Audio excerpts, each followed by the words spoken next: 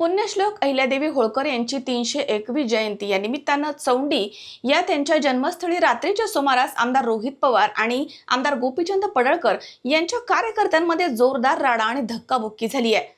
महामाता अहिल्यादेवींच्या स्मारकाच्या जवळ राजकीय गाणी वाजवणं, घोषणाबाजी आणि शिवीगाळ यामुळे या पवित्र उत्सवाला राजकीय आखाड्याचं स्वरूप आलं, ज्यावरनं हा नवा वाद पेटला। चौंडी हे पुण्यश्लोक अहिल्यादेवी होळकर यांचे जन्मस्थान। दरवर्षी 31 मे रोजी संपूर्ण महाराष्ट्रामधून लाखो भाविक या ठिकाणी दर्शनासाठी येत असतात। मात्र गेल्या काही वर्षांमध्ये या सामाजिक आणि सांस्कृतिक उत्सवाला राजकीय वर्चस्वाच्या लढाईचं गालबोट लागलंय। शरद पवार गटाचे आमदार रोहित पवार आणि भाजपचे आमदार गोपीचंद पडळकर यांच्यामधील राजकीय वैर या पवित्र भूमीमध्ये पुन्हा एकदा उफाळून आलं। मध्यरात्री नेमकं काय घडलं? अहिल्यादेवींच्या स्मारकाजवळ गोपीचंद पडळकर यांचे समर्थक हे राजकीय आणि वैयक्तिक स्तुती करणारी गाणी मोठ्या आवाजात वाजवून नाचत होते। याच दरम्यान मध्यरात्री रोहित पवार हे अहिल्यादेवींना अभिवादन करण्यासाठी या ठिकाणी पोहोचले। दोनही बाजूंचे नेते आणि कार्यकर्ते एकमेकांच्या समोर आल्यानं प्रचंड अशी घोषणाबाजी सुरू झाली आणि यावेळी तणाव वाढला। दोनही बाजूच्या कार्यकर्त्यांमध्ये बाचाबाची झाली आणि पाहता पाहता त्याचं रूपांतर धक्काबुक्कीमध्ये झालं। स्मारकाच्या जवळच काही जणांकडून शिवीगाळ देखील करण्यात आल्याचे व्हिडिओ सर्वांच्या समोर आले आहेत।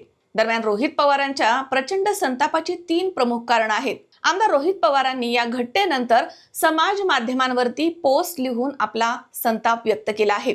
अहिल्यादेवींच्या विराट कर्तृत्वाचे गोडवे गाण्याऐवजी विरोधक त्यांच्या जयंतीचा वापर स्वतःची राजकीय आरती गाण्यासाठी आणि वाढदिवसाच्या पार्टीसारखं करत होते, हा पवारांचा मुख्य आक्षेप आहे।